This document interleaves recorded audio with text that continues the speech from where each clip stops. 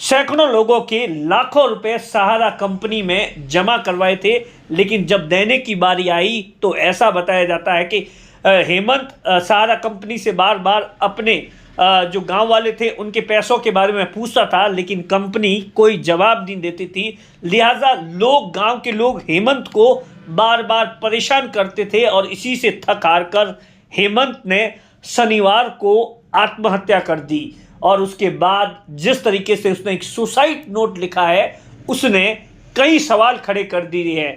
मैं आपको सबसे पहले सुसाइड नोट का वो हिस्सा पढ़कर सुनाता हूं जिसमें हेमंत ने कैसे लिखा है कि मेरी मौत का कारण सहारा इंडिया कंपनी है, लोगों के लाखों रुपए नहीं दिए, मैं जवाब दे देकर थक गया हूं। दरअसल क्या कुछ लिखा है मैं पहले आपको पढ़कर सुनाता हूं और उसके बाद पूरा आपको बताऊंगा कि किस तरीके से सहारा इंडिया में निवेश करने पर ऐसा बताया जाता है कि 2 साल में धन दुगना होता है। इस तरीके की लालच देकर बाड़मेर ही नहीं, राजस्थान के लाखों लोगों को बर्बाद कर दिया।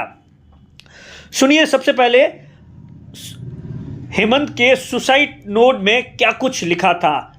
मेरी मौत का कारण सहारा इंडिया कंपनी है, जिसमें लोगों के लाखों रुपए लाकर मैंने जमा करवाए, मगर अब वापस नहीं दे रही है।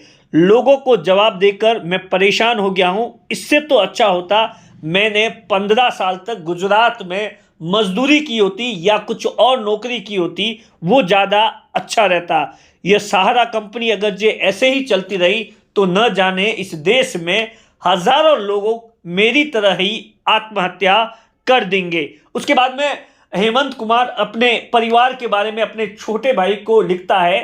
क्या कुछ लिखता है वो भी मैं आपको पढ़कर सुनाता हूं कि मैंने तुझे बेटे की तरह पाला है, पापा नहीं होते हुए भी तुझे इस बात का कभी भी एहसास नहीं होने दिया, लेकिन अब मेरे दोनों बेटों को तेरे हवाले करके जा रहा हूं। तू ही बाप की कमी कभी भी उन दोनों बेटों को महसूस नहीं होने देना। मम्मी का बड़ा ख्याल रखना। I love you mummy, I love you Vicky बेटा, आई लव यू चंद्र बेटा, आई लव यू भाऊ।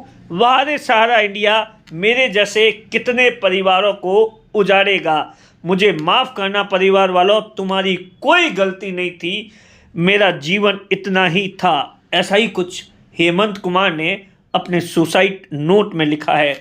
ऐसा बताया जाता है कि हेमंत कुमार के परिवार वाले पिछले 48 घंटों से ज़्यादा का समय हो गया है वहाँ पर धरना प्रदर्शन कर रहे हैं। जो बायतू का मुख्य एजेंट था, जिसके पास में हेमंत कुमार पैसे जमा करवाता था, उसके खिलाफ कार्रवाई की मांग को लेकर, लोगों के पैसों को मांग को लेकर, लेकिन अभी तक भी कुछ नहीं हो रहा। दरअसल ये एक हेमंत कुमार की कहानी नहीं है, ऐसे दर्जनों और सैकड़ों और हजारों की तादाद में एजेंट है जो कि इस समय सहारा इंडिया से इस कदर परेशान है क्योंकि उनके कहने पर लोगों ने सहारा इंडिया में लाखों करोड़ों रुपए इन्वेस्ट कर दिए, लेकिन अब देने की बारी आ रही है तो सहारा इंडिया एक फूटी कोड़ी नहीं दे रही है और इसी बात से परेशान हो रहे हैं लोग और आत्महत्या करने पर मजबूर हो रहे हैं। ये साल का दूसरा केस है बाड़मेर जिले का, जहां पर सहारा इंडिया के एजेंट ने आत्महत्या कर दी है।